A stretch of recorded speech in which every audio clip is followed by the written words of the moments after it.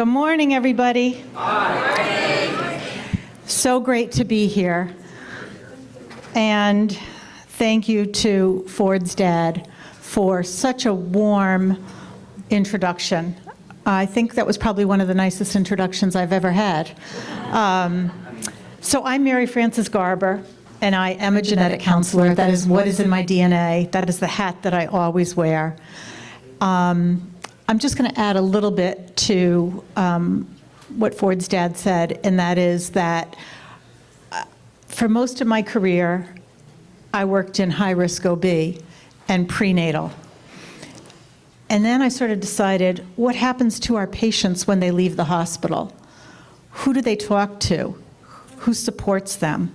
And so now, at this point in my career, I take a journey with people for as long as they want to talk about their emotions, secondary to loss or genetic issues, either in their pregnancies, in their children, or in themselves as adults. And so I have this privilege of really getting to know people and hold their hand and support them through this journey. And it's wonderful to be at this conference today and see the support that you give to each other. And I know all about yesterday with the science and the researchers and everything. But I always say when I teach the students, we learn best from our patients. And so while they're not my patients, these are parents and these are your people. And you today have the inside view into their story. So this is the Family Perspective Panel, and I want to welcome and thank the 6 parents who have volunteered to have a conversation with me. And this is as close to Oprah as I'm ever going to get. You know, this is really, like, I'm sort of loving the mic, and I'm loving that I'm over here with them. And I started out by just telling them to relax and be themselves, and so I'm feeling a little bit Oprah-like. So thank you for being here. I have 6 parents, 3 who parent children with CTNNB1, and 3 who parent children with MED13L. And I want to tell you that the audience is going to really benefit from listening to you today. That you are just going to talk with me and with them about your journey, and you will see as you talk that they will nod their heads. You will see that they're really understanding. So sharing is caring, and you're giving them a gift because they're going to feel less alone. They already feel less alone all in their matching t-shirts, but they're going to hear now. So I want to start with each of you. We've got 2 mics, so we can pass them each way as you talk. I want you each to just introduce yourself by name and who your child is, which condition they have, and how old they were when they were diagnosed. If you want to say where you came from, you could say that too. Okay? So Julie, we'll start with you. Hear me?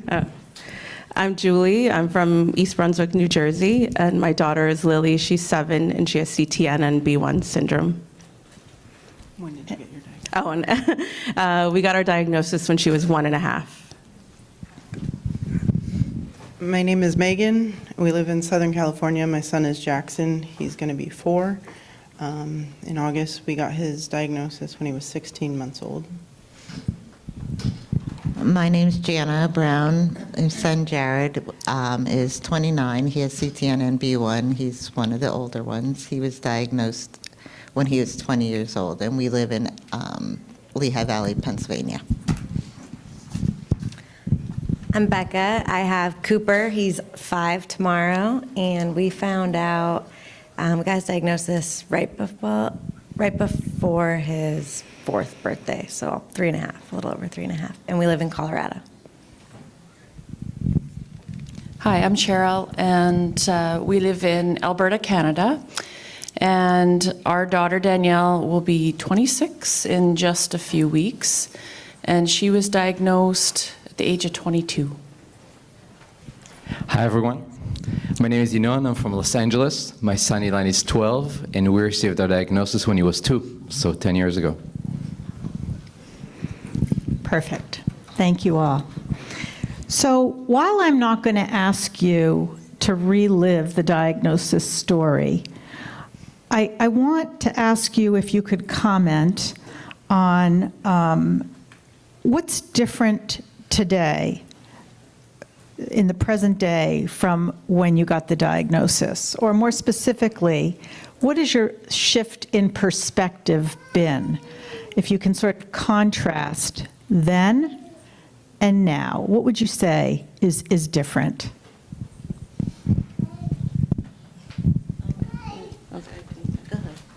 Okay. I mean, everything has changed for me. I'm already trying not to cry, sorry. That's okay. I'm also a little nervous. You're doing great. I think my mind might be a little different than I think what most people expect, but when I first got the diagnosis, I don't know, I think I just thought, I kind of walked into it with a can-do attitude, but I also had this idea that I could like will Lily into being neurotypical, and that I could be like this, I don't know, movie, social media, TV mom, that it's like, I'm gonna do every therapy, I'm gonna be relentless, and I'm gonna do everything I can to make her, what I was projecting onto her. And then I just, the inevitable happened, which is I was like busting my tail trying to get her to that point, and I hit a wall, and it was over the pandemic. And I just remember this, my husband remembers this clearly. She was like 2.5 at the time. We were doing virtual therapies, and I'm like chasing her around with this book, doing one of the therapies, and I'm like, Lily, which one's the pig? Which one? I'm like literally following her around, and she's crawling away from me. And I just like, I hit this point, I'm like, what am I doing? Because she wasn't doing it. And I'm like, I'm trying to force her to be who I want her to be, to contort her, change her in every way. And I just like, I had a meltdown myself. I was like in hysterics, I remember, and I'm like, audibly crying. And then I was like, I think it was also an epiphany for me, because that's when I realized like, I'm just trying to push her into this. I just thought, I want to be that mom that's like, the doctors told her one thing, and then she defied the odds, and her mom and dad never gave up. And then I'm like, I'm projecting. I'm trying to make her into something. So I think for me, I actually got to a better point of acceptance. Like, there's only so much I can do. There's only so much I can control. I mean, I can do my best, and I can guide her, and I can work with her, but she is who she is, and what am I doing? Again, I'm trying to force her to be something that she's not, and that's not fair to her. So I feel like for me, the journey for me has getting into like a better place of acceptance. Like that's what that looks like for me, not necessarily like, when people say acceptance, I think it's almost like being happy about it, and it's not that, it's just that I see her for who she is, and I think that's allowed me to also, that's changed my perspective of the disabled community in general, but it's like, I see everyone for who they are more so now, and I feel like I have more visibility, and that's kind of just, it's just changed me in every way. Okay. Thank you, Julie. And I'm just going to say that Julie has been my nervous parent panelist and has wanted my questions in advance. And I just want to say that was so honest and so beautiful, that you've got this. And I want to ask if anybody, let's just raise your hands. Who else at the beginning, we call it pusher parents, but it's in a different situation with this, who wanted to defy the odds and see, what can we do? What can he or she do? Raise your hands high so everyone can see it. Look at that. And then you realize, oh, my child is my child. And I sometimes say to my patients, the two A words, adjustment and acceptance. And I've been told by a lot of parents, we adjust, but I have never accepted. And I wrote down what Julie said because she had a different definition for acceptance. Acceptance doesn't mean being happy about it. Acceptance to Julie meant just realizing the limitations that maybe your child has. So I learned something today too. Who else wants to comment on where you were and where you are? Well, when Jared was diagnosed, CTNNB1 did not exist. So he's got many, many diagnoses, and first we were scared, we were upset, and then it's like, okay, so what do we do? And that's just, and there were points through the last 27 years since diagnosis that you just say, okay, I'm done with doctors. And I would take 2-3 month breaks. There's no therapies, there's no doctors. Because for me, I needed that break, Jared needed that break, Jerry needed that break. So you just back off, rejuvenate, and then you can go on and you're even stronger. So you come to acceptance, and yeah, was it the life that in your head you planned? No. People say, how do you do it? You have a son with a disability. I said, how do you do it? You have a 2-year-old running into the street. You know, I never had to do that because he was there. So if you have twins, how do you do it? So we don't know any different because he's our only child. So it's normal for us. It's not like having a son with a disability. This is what we know. This is what we do. So that's how we accept and move on. Not to put you in the spot or anything. No, that's good. That's good. I think our journey was a little different. We were given many diagnoses before, and then at, they did an MRI. Insurance denied genetic testing. I'm sure others had that experience. And so we were told it was likely cerebral palsy, but we don't know the cause. And I just had this like inner guilt of like, did I do something in utero, like during the pregnancy? And so I held on to that for a long time. So when we got the genetic diagnosis, it was actually like a huge relief because it was clarity. And then shortly after that, there was questions and confusion and things along those lines. But I think for us, it was like, and the first call with Katie, and then like looking at the Facebook group, and you're like, wow, you're not alone. Like there is all these other people, whereas we felt really lost before. So I would say today we have more questions, but I just feel really, and then you come to events like this and you look around the room and it's just seeing the researchers doing the research and talking to parents going through the same thing. We feel less alone than we did before. I think that's another key point in that nobody wants their whole genome sequencing or their whole exome sequencing to come back with a positive result, unless you've been on this diagnostic odyssey for 2, 3, and 4 years, and you're searching, and you don't have the Facebook group yet, and you don't have the conference to go to because something's not quite right and you don't know what it is. And I think it's really important for providers. I know you're parents, but I'm just going to say it out loud. I think it's very important for providers to understand that when we give that diagnosis, that family might receive it with relief, even though nobody wants it. There's some type of relief, and there's an identity, and there's a cause, and it's not something that you can feel guilty about because genetics are random. You can't cause it, you can't prevent it. And people can help you understand that. So I think that's another real important key point. Yeah.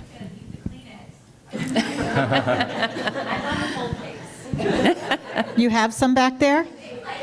Because if I were Oprah, what would I say? Everyone's going home with a box of Kleenex today. Is this on?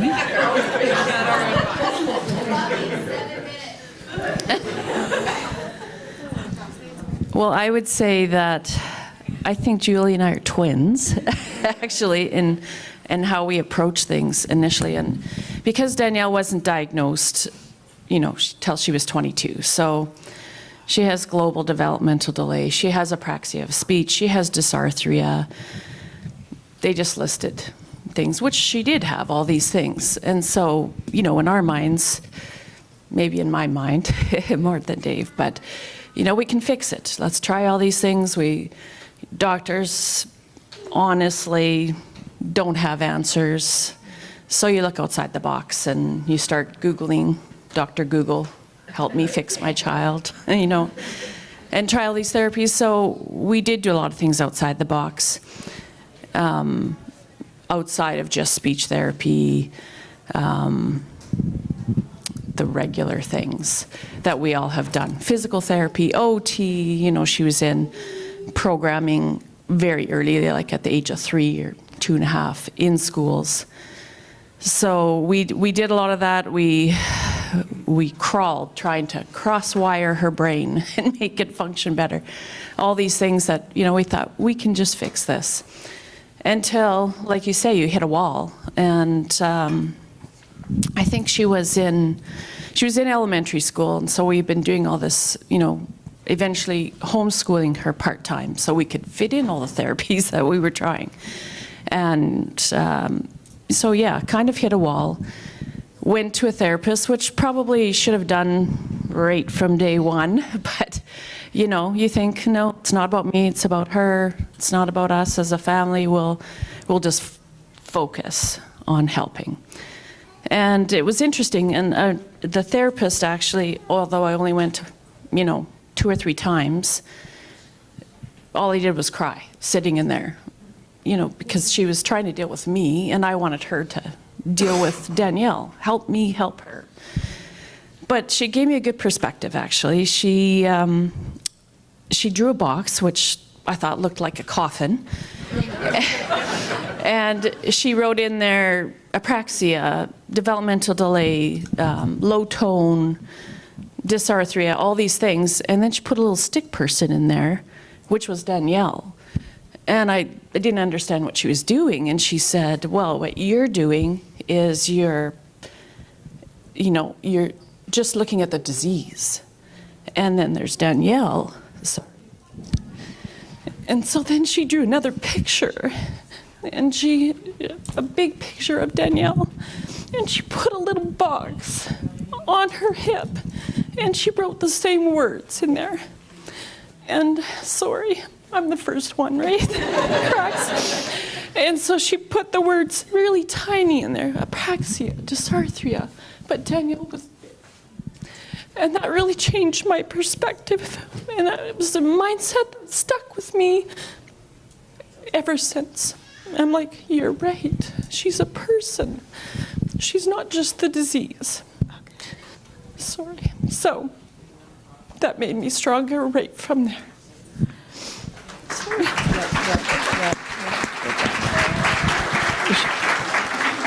Cheryl, thank you for that.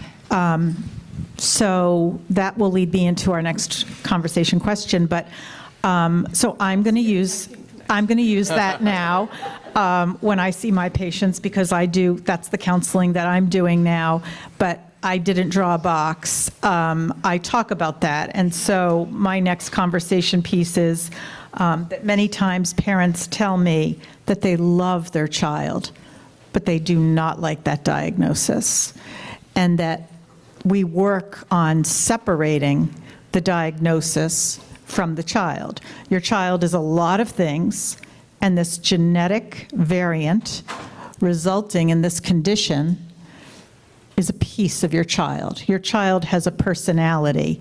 Your child has different traits. Your child has different likes and dislikes. So you can separate the two. I think people have to work hard at doing that. And so the visual of the box with the phenotype in the box and the stick figure versus the big girl with a little something on her hip, a piece of her. So I'm wondering if some of you have been successful at separating the diagnosis from your child and loving your kid and really not liking that genetic variant. I think so. I mean, like what everyone said about you get your diagnosis and you just go, go, go, and you do all the things, and then all of a sudden you're just like, he's a person. There's a person in there. So I think that that's kind of where we're at now, is he's just our little baby, and that's all that he is. Try to make him happy, try to give him all the things so that he can be happy. So that's it.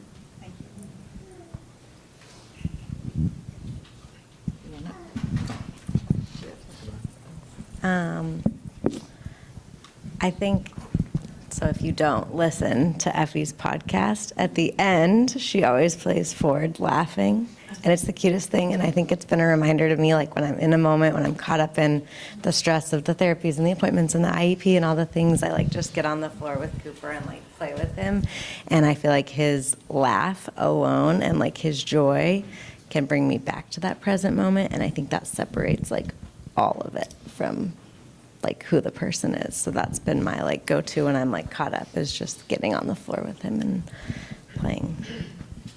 Which is easy at 4. I know that changes over time, but right now it's like, yeah.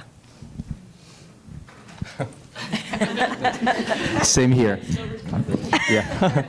Yeah, I think that the joy that you get from your child and their laughter, and I mean, so many of our kids are so happy, and there's so much joy that you get from it. I feel like especially once you've accepted it, I was going to say before, for us also, some of the journey has been one of acceptance, and there was a relief in getting the diagnosis because finally you had an answer. I would say for us, the journey of acceptance was before coming to terms with the idea of intellectual disability. I remember before having kids, I was growing up, I loved chess, so I had it in mind, I'm going to raise a little chess champion. And then you discover that, okay, there's some, before we had a diagnosis, it looks like there's a chance that it could be intellectual disability. And then I remember us being my wife and I, in a bit of a process of denial, saying, well, and also not wanting to have that verdict hanging over him, you know, what if he doesn't have intellectual disability, and we'll say, and people will think that he does. So we'd negotiate with ourselves, we'd tell ourselves, okay, maybe 10% chance that he has intellectual disability, but 90% chance is gonna be okay. And then, you know, you see like he's not catching up. You're like, okay, maybe 50-50. And then you try to hold on to the hope, okay, maybe 10% chance, you know, you'll be fine, and 90% chance intellectual disability. But so you try to kind of come to terms with it. And but in a way, I would say once we had a diagnosis, there was not only relief, there's a certain ownership over it. Now I think of MED13L, you know, being like so involved in the community. It's in a way, I know that's not the intention of the question, but in a way you also love the fact that you belong in something and you identify with, okay, MED13L, that's us, that's our group, that's, you know, that's what we're fighting for, that's our purpose in a way. But yeah, some of the things that come with it obviously are tricky. The behaviors people mentioned here, the grabbing hair pulling and all that stuff, not easy. But I think that once you've accepted that that's a part of your life, then it's much easier to move on from there. So interesting. So you're actually saying, I'm saying, you know, can you separate the diagnosis from the child and not like the diagnosis and love your child?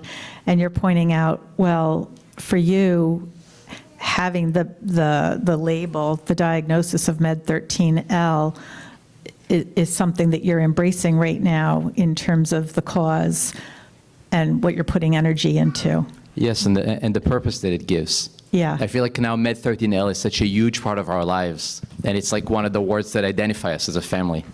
And but I know that the intention of the question was more about the behaviors and the problems that come with it, and obviously that's not fun. I mean, very often you wish, you know, that wasn't the case. Yeah. But yeah, but you still, once you've accepted it, there's so much joy from our children. And it's funny, sometimes we have 2 other children who are typical, and sometimes Ilan is the easy one. So, yeah, that too. Yeah. Yeah. Perfect. Should we talk about siblings now then? So let's talk about that. Do you want to share a little bit about parenting more than one child in the shadow of the diagnosis, and how you manage, and how, you know, what words of wisdom would you have for the audience in terms of how you do that? Okay, I guess I'm starting. So yeah, Ilan is 12, and he has a 10-year-old brother and an 8-year-old sister. And it's a challenge. I mean, children, period, are a challenge. I mean, every day, is a challenge in different ways. I think that it's because our children demand so much attention, only 100% attention 5,000% of the time, then it could be hard for the other children. I think that being able to spend that time with them separately, give each child his own time, one-on-one is very, very important. I find that, and very often you expect children to grow in empathy even more than they actually can. Like Ilan would grab his sister's hair a lot, and just understand, his special needs. That's, he's trying to communicate. He wants your attention all the time, and so being able to spend time with them sometimes alone and doing things that otherwise we can't do with Ilan. I think is important, just spending that one-on-one individual time, and giving each child, Ilan sometimes, if you want to give him 100% of the time, just being with him alone makes it better, and then also makes some of the behaviors better. But then also with them realizing they also need their one-on-one time, otherwise, they can get behavioral in their own ways. So yeah, just giving each child their own time, their own space, their own piece of yourself.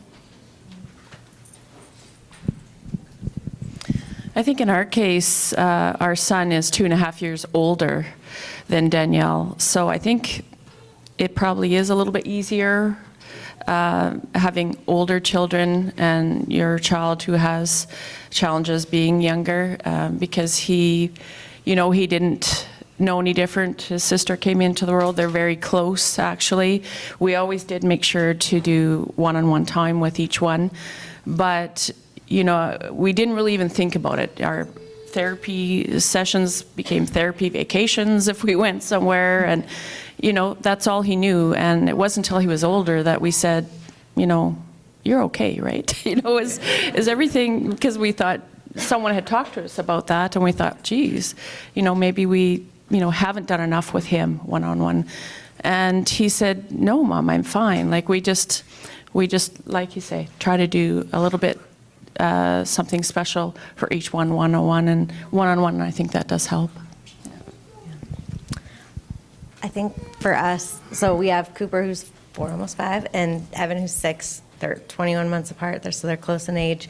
So I think we're still navigating this, and I would love to hear from parents of older kids, but I think one thing that my husband and I have really prioritized is like their bond, because I think we see it as like, this is who you have, like this is your big brother, this is your protector. We're getting ready to send Coop to kinder maybe, and I'm like, big brother's got to be at the same school because I want him to protect you. I don't know, and we don't put that pressure on him. We don't say that to him, but in my head, I'm like, I just want them to be friends. So we try to capitalize on the bond, and it's so there. Like they have their own communication, and they have from day one. Like it's adorable and it's sweet, and it's exhausting sometimes too. But that's been a priority for us, is capitalizing on the two, but navigating it is tough. And I think we're doing that every day and figuring out how to have those conversations. And I think Evan, just in the last year, has started to really like pick up on things more than before. And obviously, as he's getting older, the gap is getting bigger, so it's more apparent. But I don't know that I have wisdom. I just am navigating it with everyone else. Jackson is the youngest of 5. I have no wisdom. Like, the only thing I have is that they're all still alive. So that's all I really have, but not really wisdom. My son is 5 and Lily's 7, so they're 2 years apart. So I think the thing that I undervalued is how it would impact my son, who appears to be, I always say he seems to be neurotypical because now I know you never know. When he was born, it was like that was all he knew. That was his sister. He didn't know any different. But now that he's growing up, and I feel like I'm starting to see that he also experiences his own version of grief that we as parents experience, because now he's seeing other sibling dynamics, and he's asking a lot more questions, like, why can't you take us to the beach? I can't take them both to the beach by myself. It's too hard. And, other parents can. And so I'm trying to be cognizant of that and, I don't know, treat it accordingly. he's, he'll beg me for another sibling. And I'm like, no, we're not having any more kids. But yeah, I mean, it's tricky. It's the other thing, because we had Lily first, is when we had him, and watching him like seamlessly meet milestones was so shocking for us. We were like, oh my, like, are you the golden child? Like, he was like, and he was just meeting everything on time. So that's just been interesting for us as parents to go through separately. But yeah, I think it's just trying to also value what he's going through, because, it's different for him. I think birth order is really important. And everybody's living life for the first time. Your child who's affected with the genetic condition, the parents, and the siblings. And there's this saying that we've started using in the genetics community, while the siblings are not afflicted, they are still affected. And even though you know that as parents, you're sort of trying to figure out how to address that, how to behave, what to say. I just participated in like a little storybook session. There's a genetic counseling student here, Paige, and she wrote a little book for siblings. And so I was in there helping her moderate the session a little bit. And I actually have a new friend, Evan is my friend, and I sat with him. And, most of the children in there were really young. But I really like to run support groups for the siblings so that they can come together, older I'm talking about, 10 to 16 or whatever, and talk about really what it's like having a sibling, and what are the challenges. And that group, with them hearing from each other, they're doing what you're doing in here. They're nodding, and they're like, yeah, and they can make friends and have pen pals. And well, they don't do that anymore. They'd be on their phones, but so I think that's really important. And for parents to sort of navigate the journey with their child who has the condition versus the typical siblings, and how to do things together and to have the individual time, I think that's a real challenge too. And so just acknowledging that, and you're doing the best that you can. Let's shift a little bit and talk about, I want to ask you, while you've been on this journey, is there something that's really surprised you, either about yourself or about this whole experience?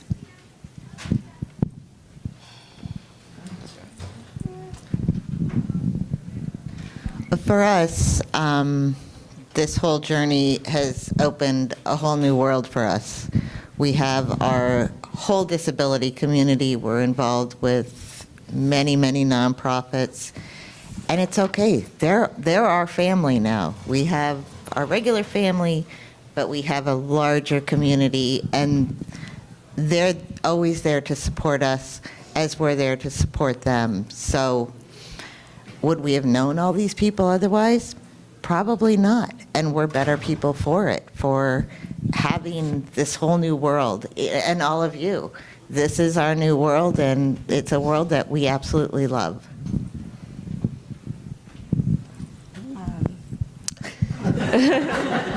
I think for me,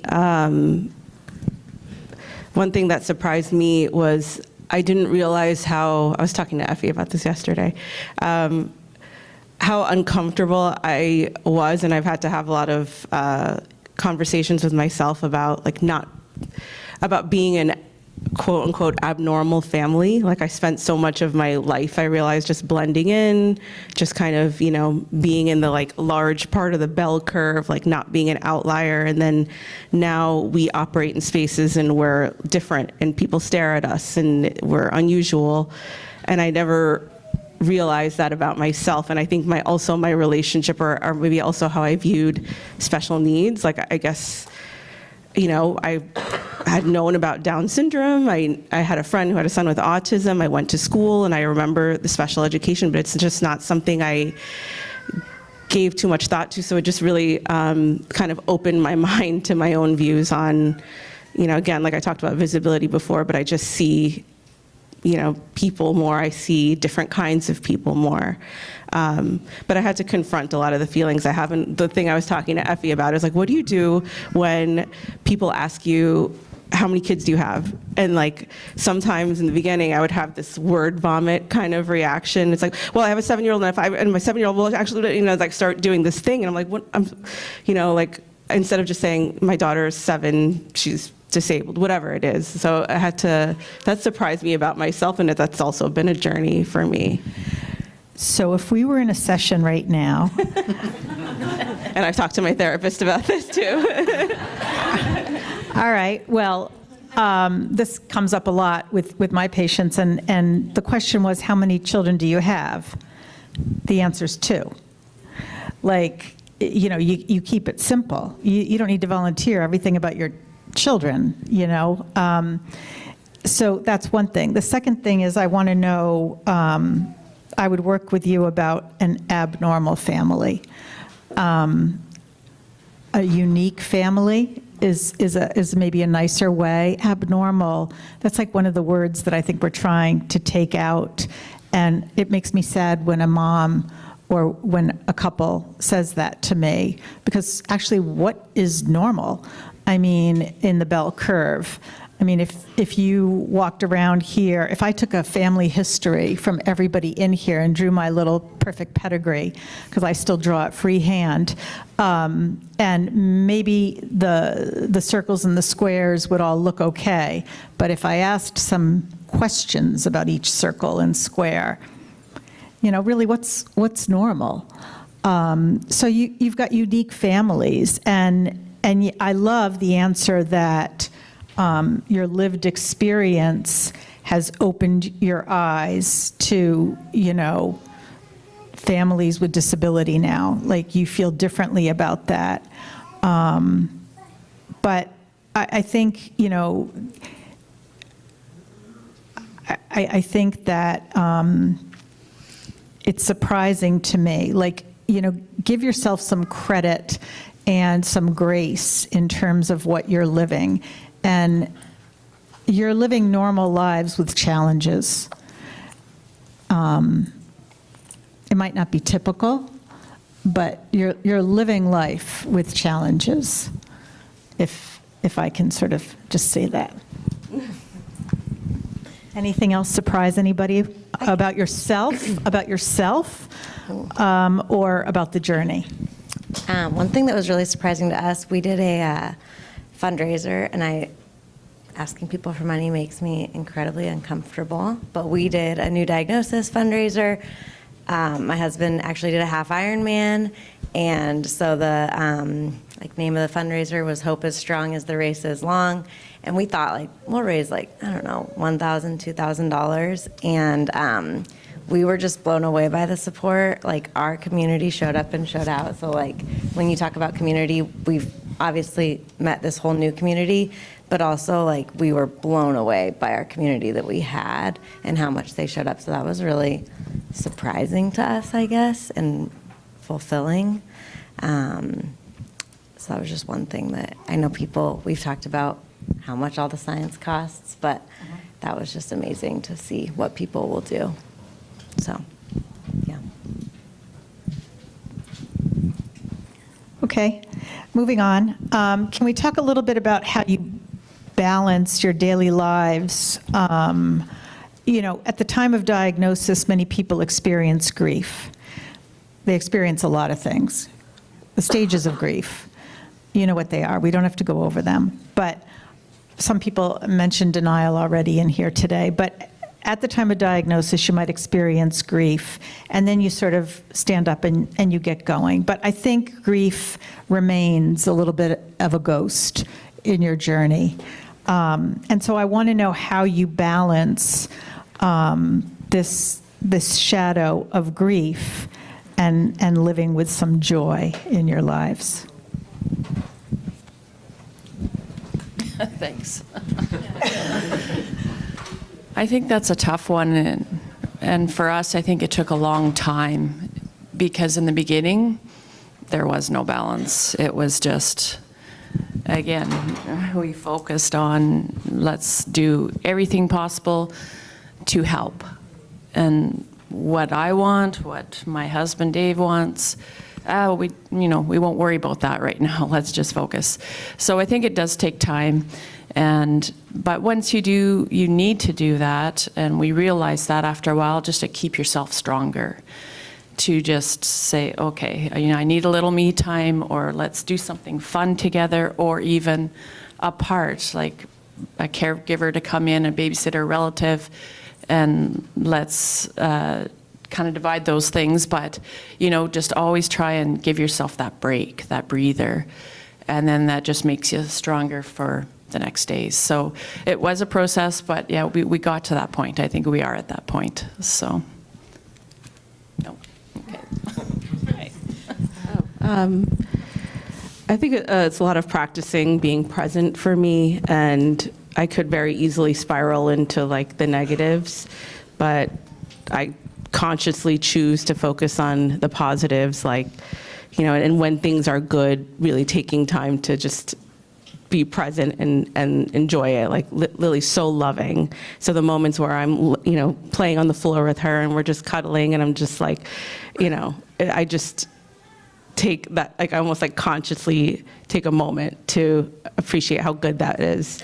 Or whenever we go somewhere and, there's things that are negatives, but I have to like not allow myself to spiral into the things that weren't as great as I would have liked it. And like we just went away for spring break on vacation, and there were challenges, but I just am choosing to focus on how much Lily loved splashing in the water and how fun that was. So I have to do a lot of that, and sometimes it's a practice, like I said. But Let's talk about that. That's a great topic to give some helpful hints. So how do you get out of the negative spiral? Because we all go there with whatever we're dealing with in our lives right now. We all go to the negative spiral at times. How do you get out of that?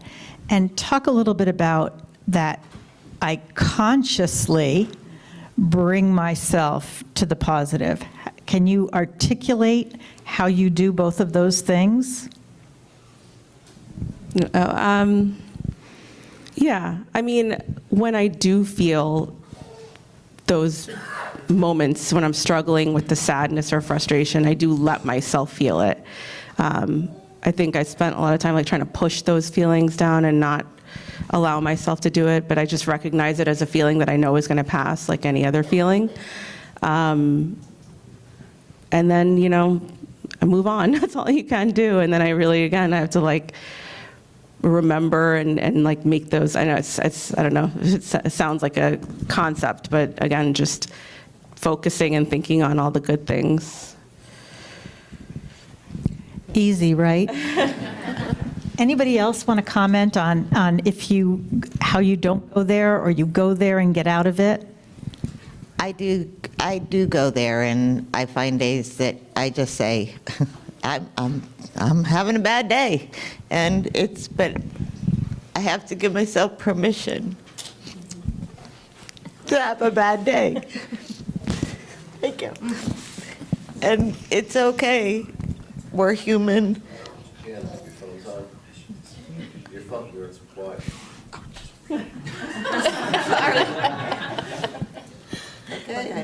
Was that planned?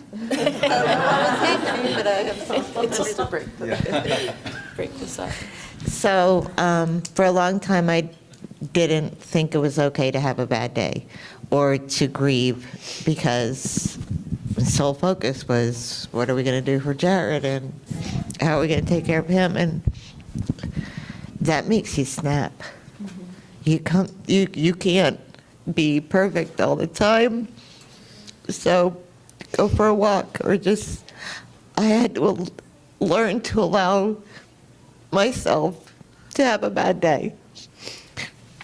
And then you regroup and you say, okay, now we're over that, so we're going to move on and just do what we do and love what we do and find new adventures. Our big thing is always finding something new to do and something fun to do, just to make memories. And that seems to overtake, there's no grief then. We're just making new memories, something to reflect back on when times are tough. And a hug.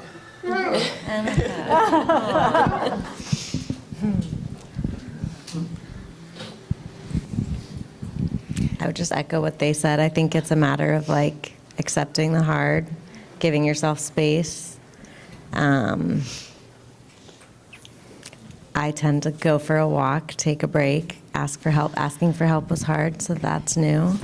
And then I think just knowing what you need to get back to it, the going, new memories, doing something you know they enjoy, that's going to bring everybody joy. But there's hard days.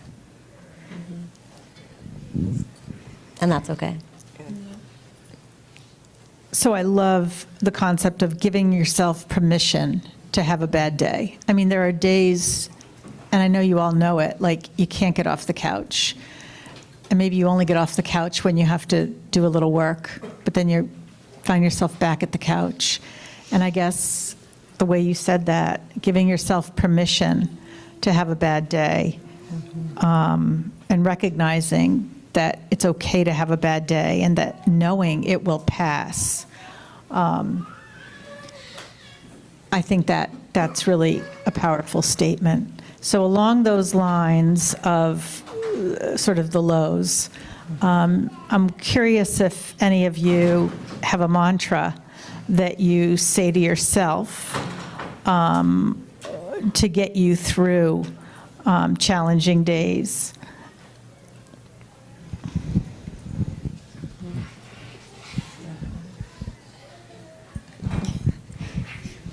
You know, like the little engine that could. I think I can. I think I can. Anybody have anything they say? I don't have a mantra. We just have things that we have to do. And I think there's peaks and valleys. And as he grows and does different things, then you're like, I thought I was okay. I thought I had it. And then now it's different again. And then you just go and you do it. And that's really it. You don't really have a choice. So that's kind of where we're at. I mean, so. There's a line from a song that always hits me when I hear it. It says, I guess they won't exchange the gifts that you were meant to keep. And every time I hear that, I think about it. It's not just the question of those are the cards we're dealt, but also, in a way, it's a gift. You know, it's, I mean, obviously, very often it's easy to think of it the other way, but it's, but this is it. This is, you know, this is what we've got, and try to like embrace it in a way, and do what you can with it. Easier said than done sometimes, but it's a way to kind of embrace it for us. That's great. Okay, mine is not as deep. Mine is during the pandemic, my husband and I, this is a song from the early 2000s, I think it was Daniel Bedingfield's, like, I gotta get through this. So we would sing that a lot. We were like, I gotta get through this. So I feel like I think about that a lot. Yeah, and then I think just like knowing that I'm gonna get through it.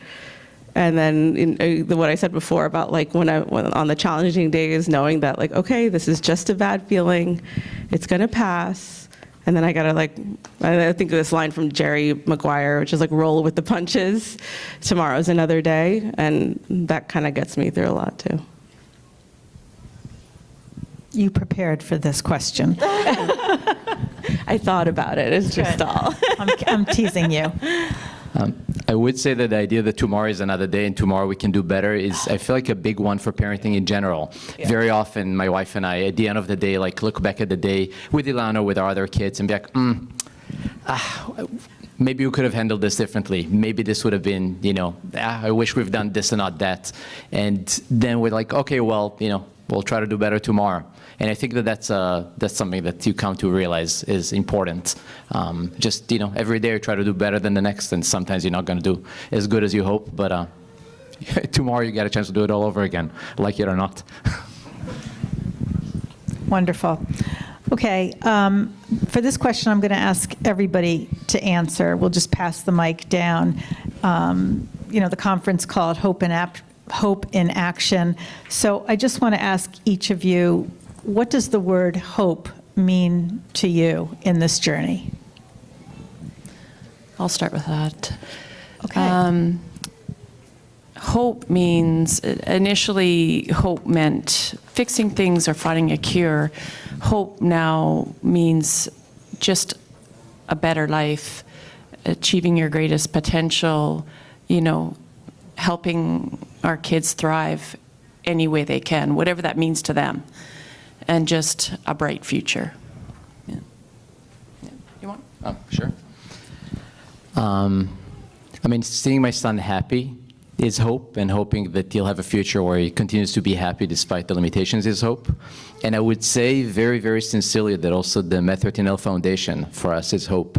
I can say that the first 2 years after the diagnosis, I dived into obsessive research, of MED13L, trying to find whatever can be done, in order to try to change the verdict that we received.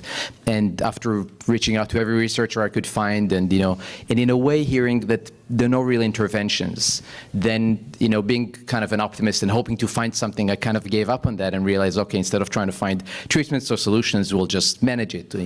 Speech therapy, occupational therapy, and ABA therapy, every kind of therapy you can do, but just in order to manage it and hopefully try to get into as good a place as possible, but not really solve it or find interventions that will, improve the future on a deeper level.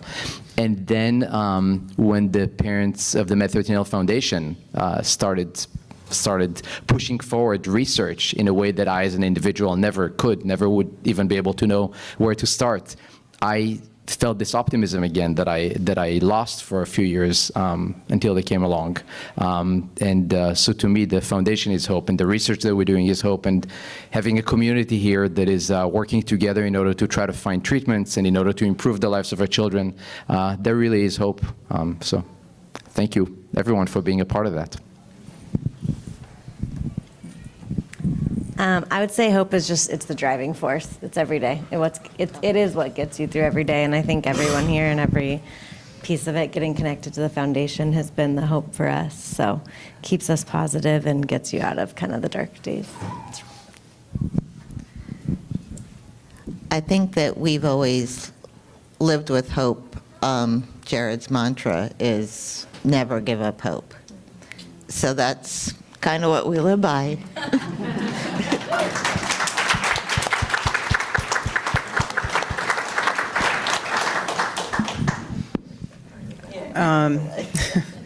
Yeah. This is hope, being here, being part of this.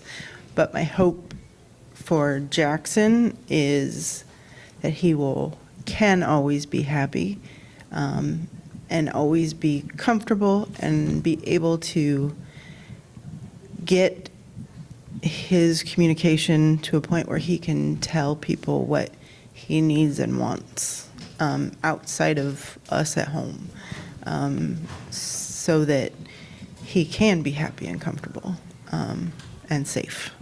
So that's really all. I agree with everybody. I think hope is community. I agree with Elon. This organization, you guys have seeing the work that you all do every day. It's just so inspirational, and that gives me hope, on my dark days too. So, yeah.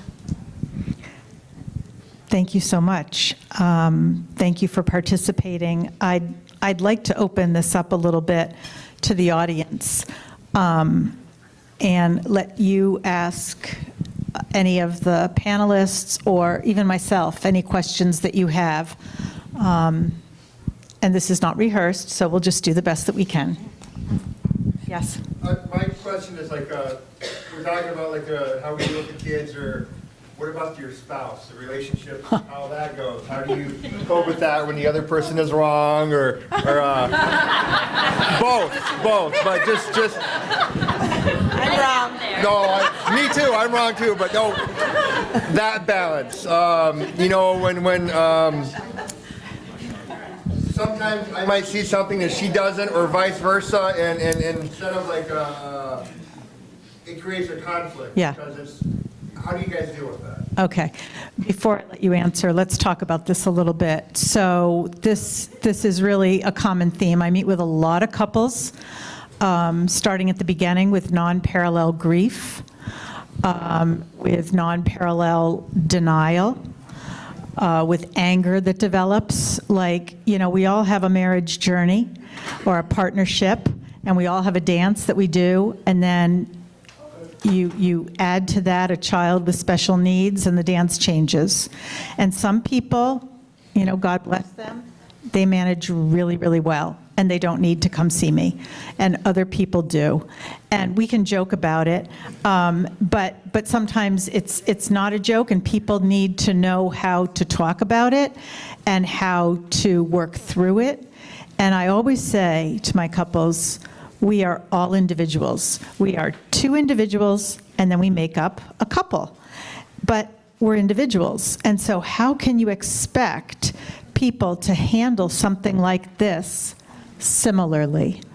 And it's okay. If any of you out there are having a little bit of marital discord or couple friction, it's okay. It doesn't mean you're doomed. It means you need a little bit of help and a little bit of talk, and to sort of figure out how to take the journey together. That's the professional perspective. Now we'll talk about the parent perspective. You guys have more to say? Oh, boy. Okay, they're just going to pass the mic down the line. Just keep it going. No, that's a tough one for sure. People will say, finances are the biggest stressor in a marriage. I would say, having a child with special needs and whatever that entails is definitely hard on a marriage. And so does it go perfectly? No. Sometimes you move to your own corners and agree to disagree for a bit, but trying to keep communicating, I guess, is key, or, just revisiting it when everybody's calmed down, because you do disagree sometimes on, well, I don't think she needs this. Do we really need this type of therapy? Or, there's that clash a little bit. Just one example, but I guess I would just say give yourselves a break a little bit from each other, and then come back and try and communicate. Jana wants Jerry to answer for her. I don't have a chair. For us, everybody argues. You have to find that common ground when it comes to your child.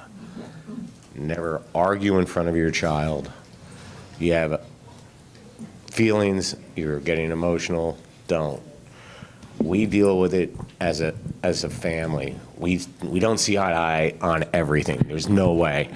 But normally Jana would be, and this isn't as a joke, Jana is normally right about a lot of things, and I follow her lead. We're a team.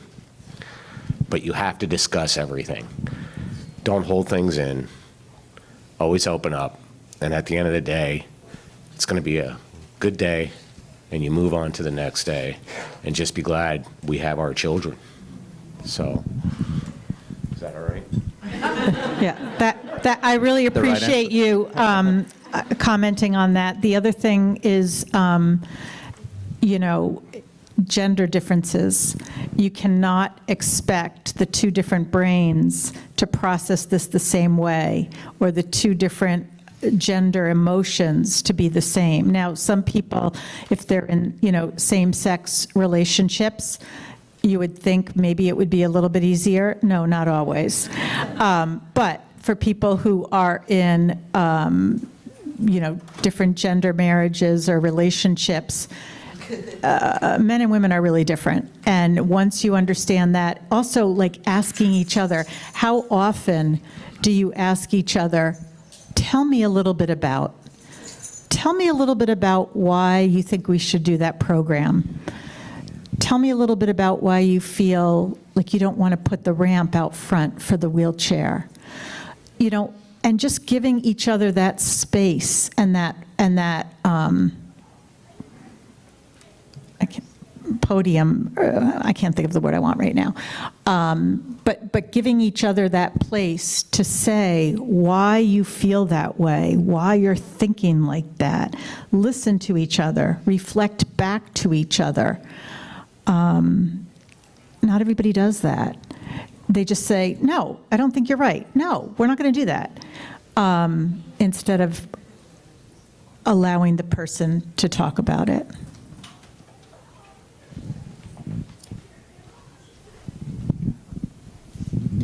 So my question is more professionally because I'm a single mom and I am in a relationship, and so now becoming a part of a blended family.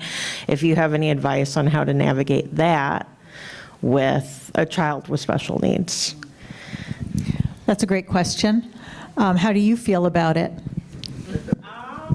It's hard just because my partner, He doesn't know a lot about CTNNB1, and so I'm having to educate him. He's having to learn about it. I'm also having to navigate co-parenting with my son Rowan's father at the same time, and we definitely don't agree on everything treatment-wise or how to handle certain issues. And so, yeah, it's a lot. Yeah. So it definitely is a lot. And we didn't even talk about if everybody up here has an intact relationship with your child's other parent. We didn't really talk about that. But, you know, a lot of marriages don't survive. And a lot of marriages amongst parents of children with special needs don't survive. And so many times people are parenting solely by themselves, with the other parent sort of in the wings. And then they fall for somebody else. And then you have to navigate this merger. And you want to choose somebody who's going to understand your priority to your child and the challenges and all of that. And I think it really comes with a lot of open conversation, negotiation, counsel. I would say, you know, sitting in front of somebody who can sort of referee the conversation. How do you feel about taking this on? How do you feel about him coming into the mix? I think, you know, that would be my advice.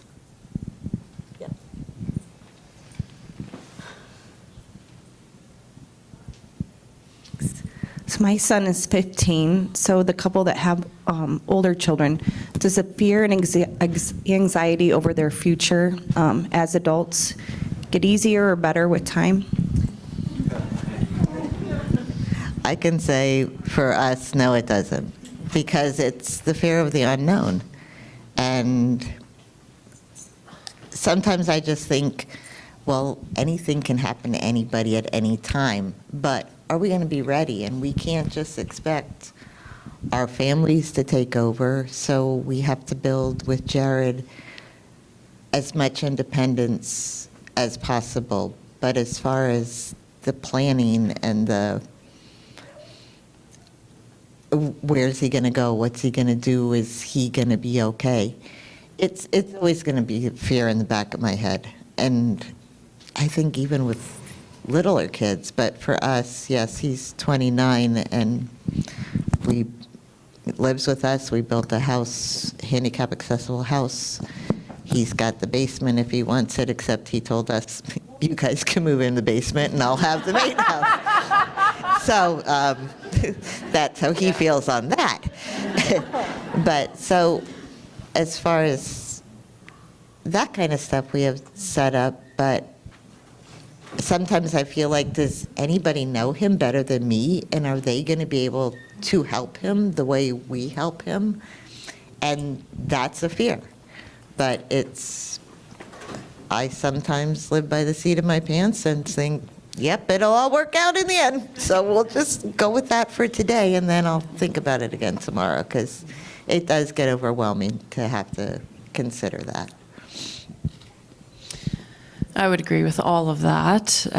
You know, when they're going through school, it's all this built-in care and development, and you have your worries, but then they turn 18 and you have a whole new set of worries because school's behind and we're back to mom and dad. And although we have support workers that come in and work with Danielle, and we're very grateful for that.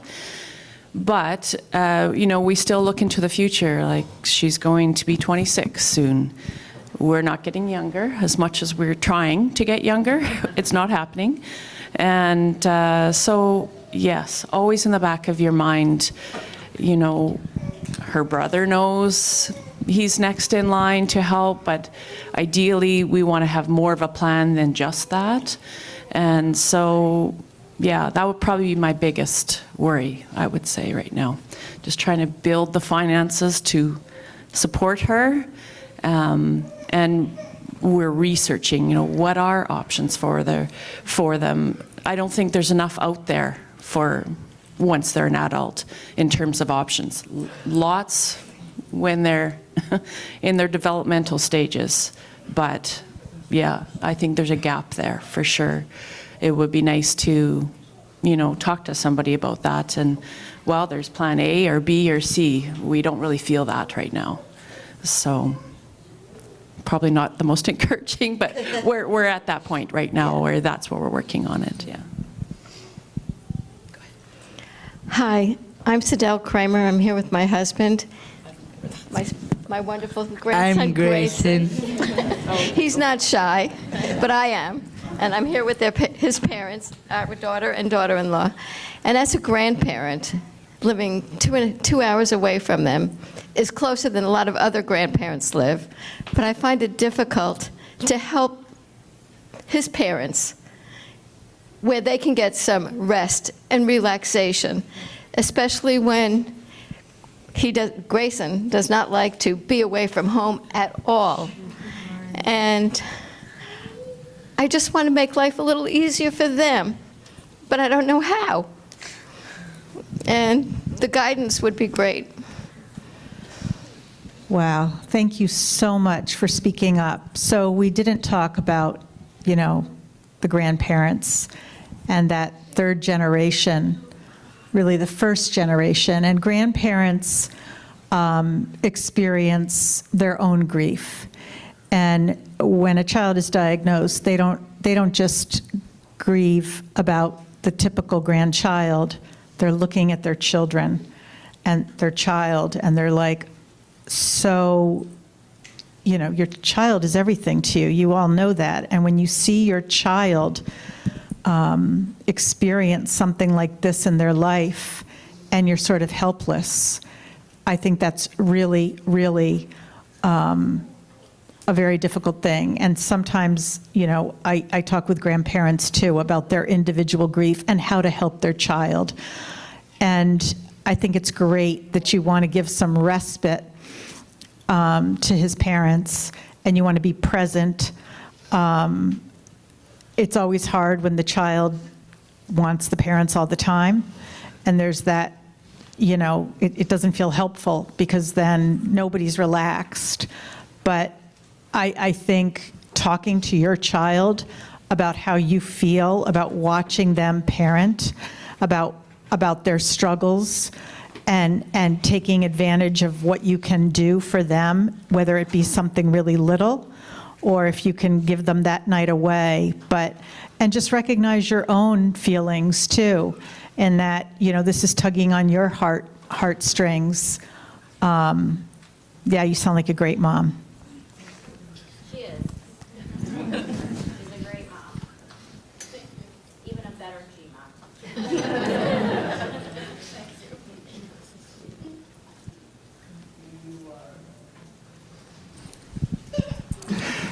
I'm here as a friend, so kind of echoing grandmother's comments there.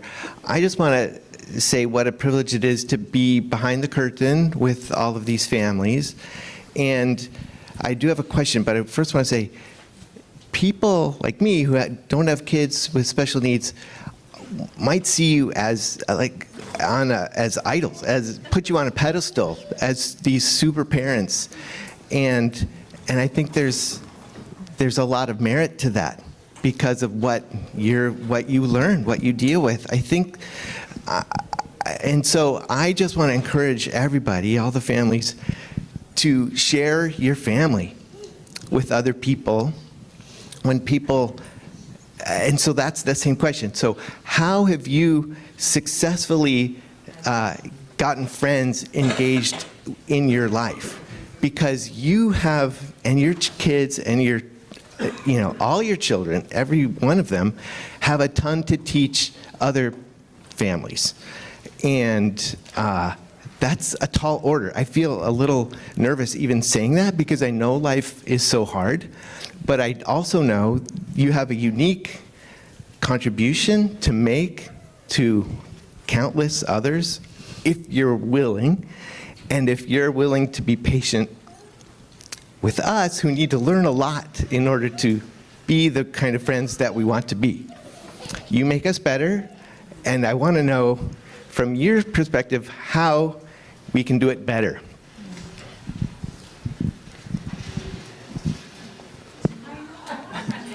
If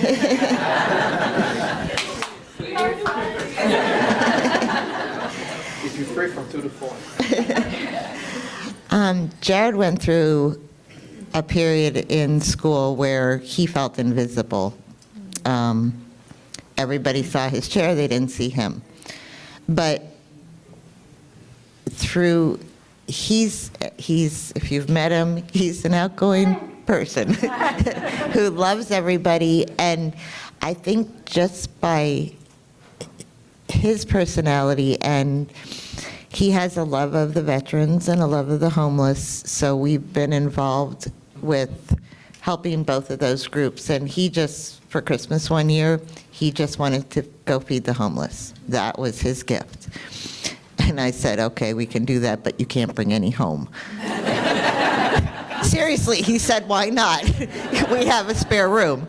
So you have to think ahead with this. And so we've just been involved with the community in different ways and encourage people, like when you see parents shushing their kids away from your child because they're different, I say, no, let them ask. He's not contagious. They're curious and they want to know. And so we just are involved with, like I said, the veterans, the homeless, the kayaking, and we're just out there in the public. And the more you can be seen, and not that you're making a spectacle of yourself, you're just being part of different communities. They are learning that, hey, they're just like us. All these children are just like us. They just do it a little differently. And they become accepting, and they learn a lot of lessons. We also, for the last 20 years, we've been a part of the Miracle League of the Lehigh Valley. And we've had groups come up there to volunteer as our angels in the outfield, and there's kids who have never seen a child with a disability, and they stand at the fence and they cry for the full first game because they're scared. And we just let them sit back and take it all in and see how other people are reacting with our players. And they figure it out that, hey, it's okay. And by the end of the day, they say, that was the best experience of my life. When can I come back? So just leading by example and letting them know it's okay. This is the community we're in, and we welcome you to be a part of it, and we want to be a part of yours. So learn by example. I want to say a couple things that ties all of this in beautifully with my own question. And also there are templates from providers I've seen here that some of you have, and our foundations that you can introduce to your schools and to your friends, your family friends, that will talk more about, Addie. This is how Addie's body works, is something we did with her school in one of the younger classrooms. She's 12, by the way. So I have a lot of questions about how to socialize these children as they get older, and differences become very noticeable because her special needs classroom, there's not an Addie. And oftentimes, she will try to engage and nobody else knows how to meet her, and the facilitation's not happening. in a way that I can see. And I don't know how to do that. I try my best, but any tools that are out there or experiences you have, I think there are so many people that are willing and don't know how. I would love to know more about how you've seen that happen as your children are aging. The last couple years we did after school Boys and Girls Club. I've tried to submerge my kid into as much as she can be in, and wouldn't let anybody tell me no. She was on the student council. She just graduated 6th grade. And so she was with her neurotypical peers, and in that way, our school district was changed over her K through 6 career. So now she knows many kids because I've forced her into those groups. So get them in there, I would say. And that will help the integration. But what happens when the differences become so noticeable and nobody's approaching your child, and the friends that they thought they had, like Addie this year, my friends hate me. And they don't return her messages on the iPad anymore. And the parents stop talking to me. And this is a special needs family too, you know, and they've got a divorce happening and they've got other things happening. How do we foster this, particularly at this stage in life? I just want to say you're not alone. I have a 13-year-old, and we are navigating this in the middle age with you. So I think it's a great question. Thank you for asking it. Yeah, I have a 35-year-old typical child here. And you guys have all seen my other child, Jackson. So out of all the things that have been asked, I keep thinking to myself, what's my answer to that? And trying to say, I should have one answer, and I don't.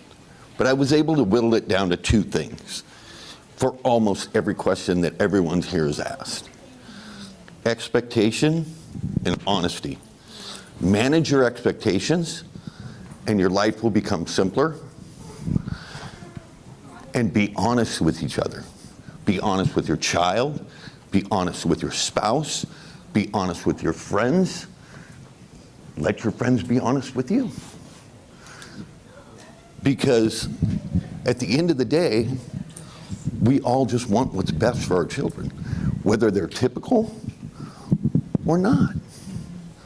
That's all we're here for, is the memories we leave behind for them, managed expectation, and honesty. Thank you so much for that. I think, actually, I really like that take-home message, and maybe we'll end with that, managing expectations and honesty. I think that that's a great take-home message. And to our parents and our panelists, thank you so much for sharing and for being